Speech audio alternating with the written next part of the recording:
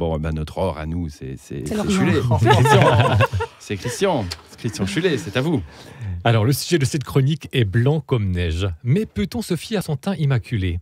En abuser pourrait affecter la santé. Y renoncer n'est cependant pas chose aisée, car dans moult délices, il s'immisce, par pincée ou par poignée. Ces grains font partie du quotidien, vous me voyez venir. Est-il encore bien utile de préciser que l'initiale de son nom est tout en courbe et en sinuosité ?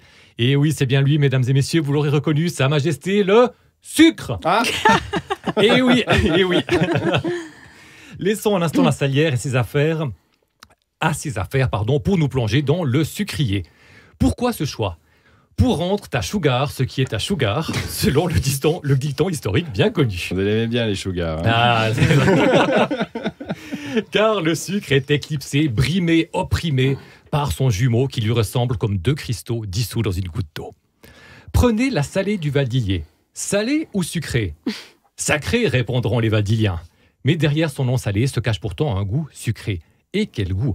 Florian, si une fois vous pouviez nous inviter un boulanger-pâtissier, ce serait très apprécié.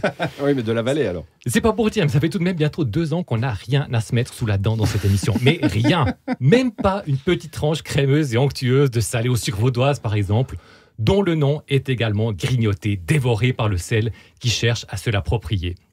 Le sel, cette espèce invasive qui se sent obligée de mettre son grain dans chaque pétrin. Si le sucre en faisait de même, on dégusterait un petit sucré aux lentilles ou un poisson en croûte de sucre. Et le sucre, il a apporté une contribution majeure au 7e art. C'est tout de même à lui que l'on doit l'une des scènes les plus belles et émouvantes du cinéma français. Une station de sport d'hiver, une crêperie, l'aimable Gigi au service et la fameuse scène de la crêpe au sucre. Mais ne nous égarons pas. Revenons dans la région. C'est bien connu, le Chablais sétifère pour extraire de la montagne salifère un sel pur comme l'éther. Mais pas seulement. Le Chablais vaudois a son sel, le Chablais valaisan eut son sucre. À chaque rive du Rhône, sa poudre blanche, voilà qui devrait vous réjouir. Philippe Ah bah dis donc. Vous êtes catalogué. Helvetia Sucré. Catalogué sucré. C'est ça, sucré. Helvetia, fabrique de sucre à Montaix. Tel est le nom de la sucrerie qui débute ses activités en 1893 dans la cité de la Vièze.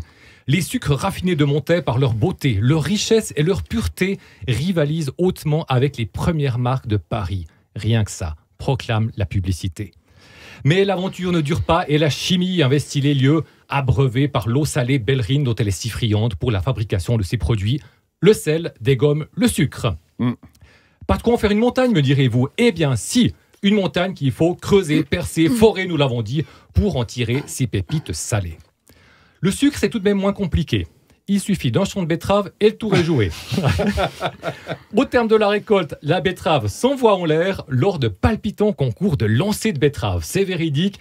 Il existe des vidéos et pas uniquement sur les sites que vous consultez, Philippe. Ah mais je prends cher aujourd'hui. Ah oui, c'est vous le bouc émissaire aujourd'hui. Et donc, c'est quand même plus drôle que de casser des cailloux au fond d'une mine. Mais l'activité préférée de certains restera toujours de casser du sucre sur le dos des autres. Sur ce, je vais m'entraîner au lancer de betterave. Tchuss. Merci, Christian. Christian Chulet.